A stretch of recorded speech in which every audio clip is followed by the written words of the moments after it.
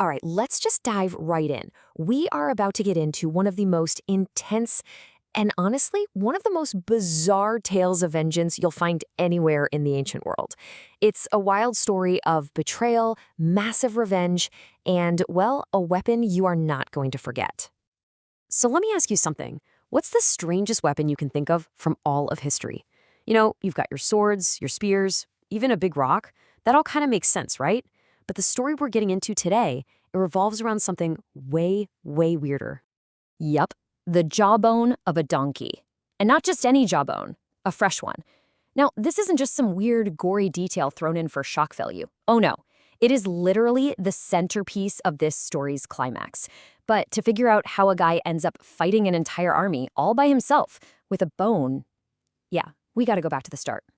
So this whole thing doesn't start on some grand battlefield. Nope, it starts with a family argument, a really, really bad one. We're about to see how a personal beef over a broken promise just completely spirals out of control and turns into an all-out war. Okay, so here's where the fuse gets lit. Samson goes to visit his wife at her dad's house. Pretty normal, right? He shows up expecting to see her, but her father literally stands in the doorway and blocks him. He just flat out says, no, you can't come in. You can't see your own wife. And you have to hear the excuse the father-in-law gives. It's just unbelievable. He says, look, I was so sure you hated her that I gave her to your companion. I mean, can you imagine? He just gave away Samson's wife, maybe even to his best man. And then, as if that's not bad enough, he offers Samson the younger sister as some kind of consolation prize. Hey, take her instead. It's this incredibly casual but deeply insulting betrayal that just sets Samson off. So for Samson, this isn't just a personal insult anymore. This is a line in the sand. He basically declares, all right, this time I am totally justified in getting even with the Philistines, and I'm going to do some real damage. So in his head, he's got the green light, and he's about to make an entire nation pay for what one family did.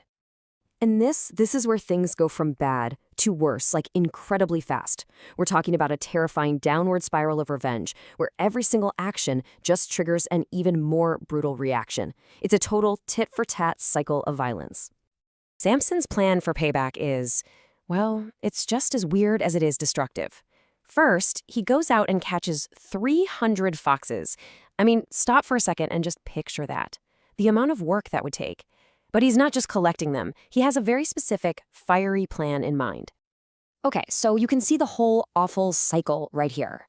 First, Samson's wife gets given away. So what does he do? He takes those 300 foxes, ties them together in pairs by their tails, sticks a torch between each pair, and then lets them run wild through the Philistines' fields, burning everything to the ground. So the Philistines, obviously furious, find out who did it. And how do they retaliate? They grab Samson's wife and her father and burn them to death. And here's the really tragic, twisted part. The woman Samson was supposedly getting revenge for, she's now dead because of his revenge. This just sends Samson into an even greater rage, and he attacks them, slaughtering a huge number of them. So, after that brutal attack, Samson just disappears. He holds up by himself in a cave, having done a ton of damage to his enemies. But this story is nowhere near over. In fact, it's about to take another crazy turn. The Philistines are obviously still fuming, but they don't go straight for Samson this time.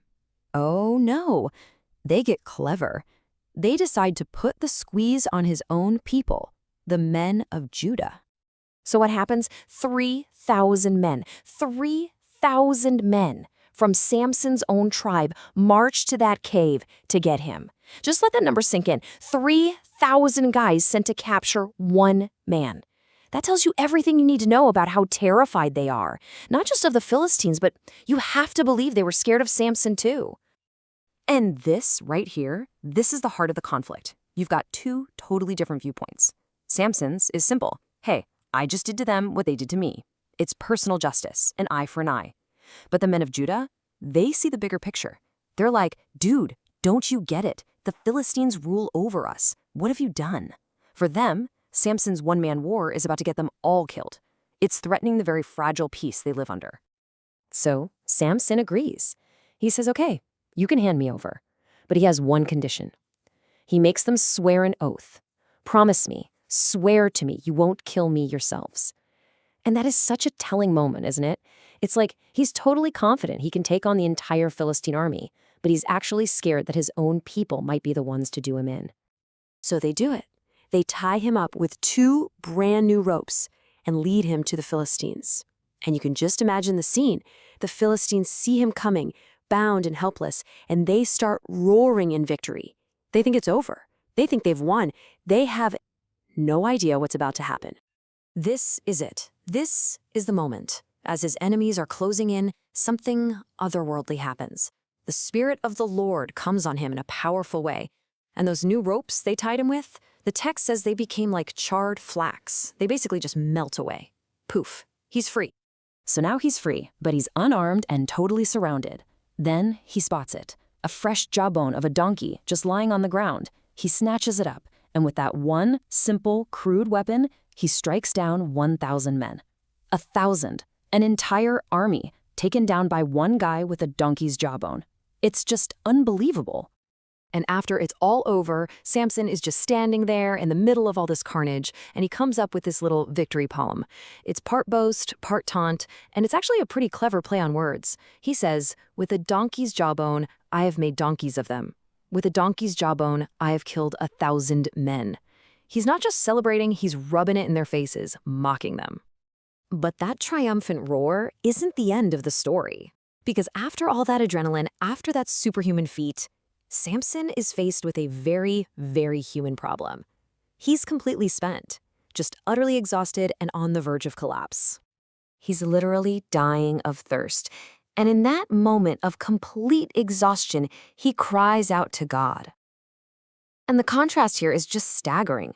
One minute, he's this invincible warrior who just wiped out an army.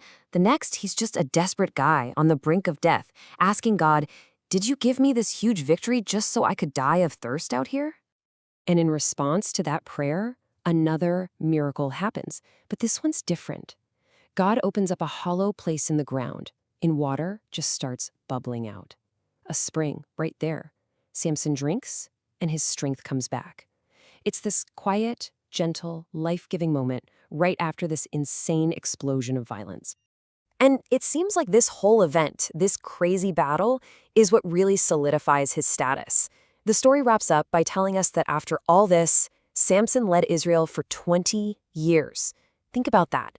His intensely personal war for revenge, which started with a family argument, is what ultimately made him a leader of his people. So that kind of leaves us with the big question, right? When you put it all together, the betrayal, the absolutely brutal revenge, getting turned over by his own people, the supernatural power, and then becoming a leader, what do you do with a guy like Samson? Was he a hero, a vigilante totally consumed by rage? Or is he something else entirely? Something a lot more complicated, and maybe even a little unsettling? Definitely something to think about.